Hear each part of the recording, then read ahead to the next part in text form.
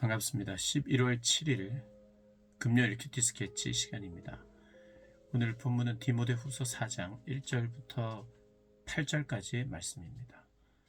오늘 본문은 이렇게 시작합니다. 하나님 앞과 살아있는 자와 죽은 자를 심판하실 그리스도 예수 앞에서 그가 나타나실 것과 그의 나라를 두고 엄히 명하노니 너는 말씀을 전파하라. 때를 얻든지 못 얻든지 항상 힘쓰라. 범사에 오래 참음과 가르침으로 경책하며 경계하며 권하라.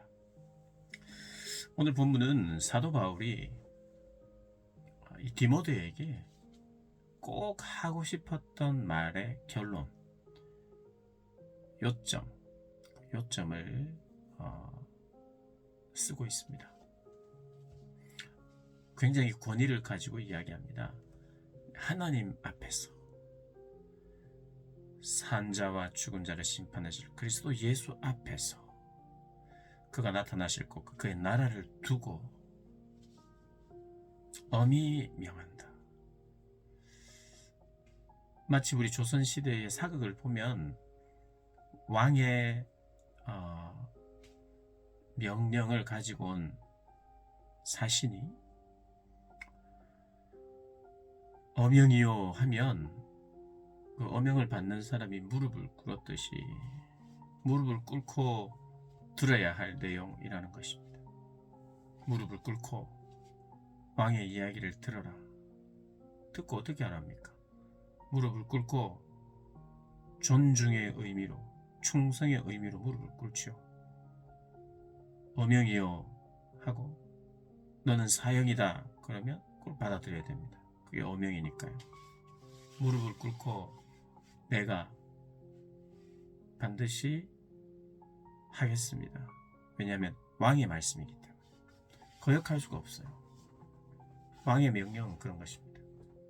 그래서 지금 왕의 명령보다 더한 하나님과 예수 그리스도 앞에서 그분의 권위로 엄히 명한다는 거예요. 무엇을 하라는 것입니까? 말씀을 전파하라. 말씀을 전파하라는 것입니다. 말씀을 이야기해야 됩니다. 진리를 이야기해야 되고 진리를 전해야 됩니다. 언제요? 시즌이든지 시즌이 아니든지, 시즌이든지 비시즌이든지, 때를 얻든지 못 얻든지 언제나 여기에 항상 힘쓰라는 겁니다. 범사에 오래 참음과 가르침으로 경책하고 경계하고 권하라. 경책도 해야 합니다. 경계도 해야 합니다. 권해야 합니다.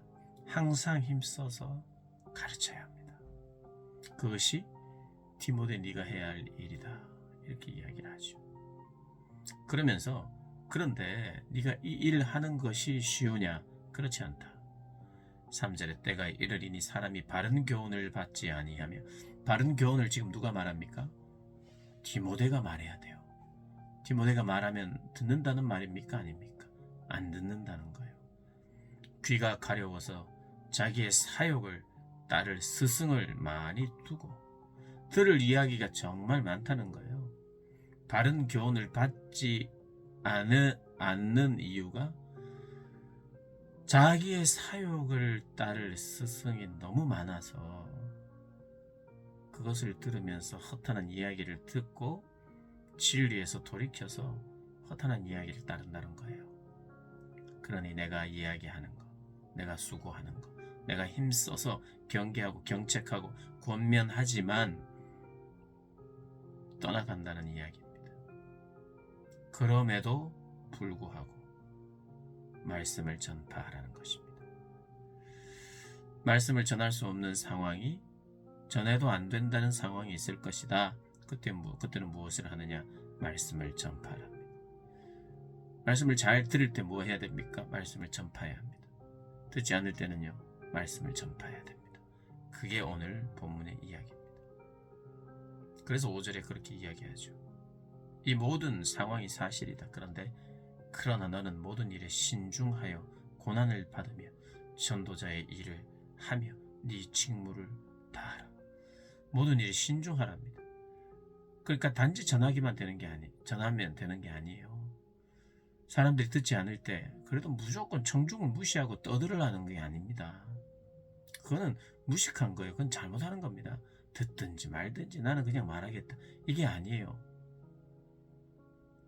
앞에서는 예수하고 저 뒤에서는 믿을하고 좀 더 가서는 레요. 이렇게 해서는 안 되죠.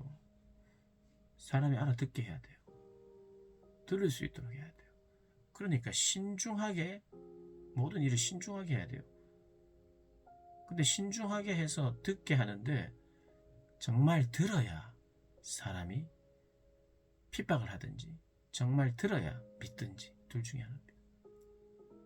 내용을 처저 듣지도 못하고 그걸 제대로 듣지도 못하면 핍박도 안 해요. 물론 너무 시끄럽기만 하면 핍박을 하겠지만 그러니 그 일에 힘을 써야 한다는 겁니다.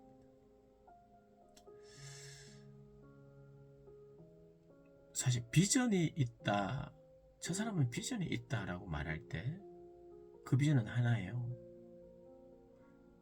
저 젊은이 비전이 있는데 그 비전은 뭡니까? 앞으로 돈을 많이 벌겠다든지 성공하겠다든지 꿈이 크다든지 훌륭한 사람이 되겠다든지 이럴 때 저 사람 비전이 있다. 이 일이 유망해요. 장래가 촉망합니다. 그럼 비전이 있는 일을 한다. 그렇게 이야기해요. 그것도 완전히 틀린 건 아니에요. 그런데 하나님 나라 안에서 비전은요, 어명을 듣는 사람이에요. 어명을 듣고 무릎을 꿇는 사람입니다. 그 어명이 말씀을 전파하라. 때를 얻든지 못 얻든지. 그래서 어명을 들은 사람이 비전 있는 사람이에요. 어명을 듣고 무릎 꿇은 적이 있는 사람이 비전 있는 젊은이입니다. 젊은이가 저 사람 참 비전 있구나. 어명을 들은 적이 있어야 돼요. 그리고 그 어명 앞에 무릎 꿇은 적이 있는 사람. 그래서 내 모든 일이 복음 전파에 초점이 맞춰져 있고 그 외에 내 전공, 내가 돈을 버는 것, 내가 이 땅을 살아가는 모든 삶의 방편은 그 비전을 이루기 위한 수단일 뿐이에요. 얼마든지 바뀔 수도 있습니다. 너무 자주 바뀌면 그건 지혜롭지 않죠. 어떨 때는 신중하게 잘 봐서 고난의 때에 잘 봐서 신중하게 오래 할 수 있는 일도 필요하고 내가 잘하고 재능 있는 일도 필요하고 남을 유익하게 하는 일도 필요하죠. 그런데 그 모든 것이 모여서 복음을 전파하는, 말씀을 전파하는 일의 수단이 되어야 돼요. 우리가 하는 모든 일은 수단입니다. 목적은 하나님의 영광이에요. 우리가 이 땅을 살아가면서 하나님께 가장 크게 영광 돌리는 것은 하나님을 인정하고 하나님을 자랑하는 것입니다. 하나님을 자랑하는 것. 하나님을 공적으로 선언하고 찬양하는 거예요. 공적으로 찬양하는 겁니다. 공적으로 내 신앙을 고백하고 하나님을 자랑하고 그리고 당신의 구원자도 예수 그리스도라고 말해주는 거예요. 나의 구원자도 예수요 라고 찬양하고 당신도 이 찬양에 함께해야 됩니다. 인정해야 됩니다. 그것이 우리의 사명입니다. 그것이 우리의 비전입니다. 그래서 사도 바울이 7절에 이야기합니다. 6절에 전제와 같이 내가 벌써 부어지고 나의 떠날 시각이 가까워 왔다 이렇게 이야기합니다. 내가 제물로 이제 부어진다. 제물로 드려진다는 거예요. 나는 죽을 날이 다 되었다는 겁니다. 알고 있었어요. 그러면서 7절에 이렇게 이야기를 합니다. 나는 선한 싸움을 싸우고 나의 달려갈 길을 마치고 이게 중요합니다. 믿음을 지켰으니 하나님이 능력을 주셔서요. 믿음을 계속 지킬 수 있게 하셨어요. 하나님이 능력을 주셔서요. 안전병이도 일어나고 기적이 일어나고 바울의 경우에는 손수건을 얹어도 병자가 치유되고 귀신이 쫓겨나가고 예수님이 하셨던 일들이 베드로에게도 사도들에게도 사도 바울에게도 일어났어요. 하나님의 능력이 머무니까 그런 일이 있었어요. 그리고 그들을 계속해서 핍박하는 무리들이 생겼습니다. 예수의 이름을 전하지 못하도록 그의 입을 막으려고 하는 사람들이 항상 생겼습니다. 기적 이후에도 어떠한 지역에서도 항상 생겼어요. 그러면 그 사람들이 핍박을 합니다. 핍박을 당해요. 매맞고 갇히고 굶주리고. 그런데 하나님이 능력을 주셔서 믿음을 저버리지 않았어요. 하나님의 일을 포기하지 않았어요. 그의 믿음을 지켰어요. 나는 믿음을 지켰으니 너도 지키라는 거예요. 너도 지킬 수 있다. 그리고 지켜야 한다. 이것은 어명이다. 이렇게 이야기하는 거예요. 그러니까 디모데후서는 너무 강력한 하나님의 강력한 명령이 여기에 나오고 있어요. 사도 바울이 목숨을 걸고 나는 믿음을 지켰으니 나는 이제 내 죽음으로 내 믿음을 또 드러낼 텐데 너도 그렇게 해야 한다. 그러면서 8절에 이제 후로는 나를 위하여 의의 면류관이 예비되었으므로 주곧 의로우신 재판장이 그날에 내게 주실 것이며 내게만 아니라 주의 나타나심을 사모하는 모든 자에게도 너도 주의 나타나심을 사모하니까 너에게도 주실 것이다. 사도 바울이 이렇게 강력하게 콜링하고 있습니다. 사랑하는 여러분, 비전이 있는 사람이 어떤 사람입니까? 나는 비전이 없어. 내가 잘할 수 있는 것, 미래의 무언가를 위해서 내가 예측하고 미리 잘 선점하고 잘 준비하는, 그래서 나는 생각이 있는 사람, 계획이 있는 사람, 꿈이 있는 사람, 다 맞는 말인데요. 그게 말씀 전파로, 그리고 그것이 왕으로부터 오는 명령이기에 왕 앞에 무릎을 꿇고 그 명령을 받는 것이 아니면 내가 만드는 게 아니에요. 비전은 내가 찾는 게 아닙니다. 왕이 주신 것을 해야 되죠. 그래서 우리는 그 앞에 무릎 꿇어야 합니다.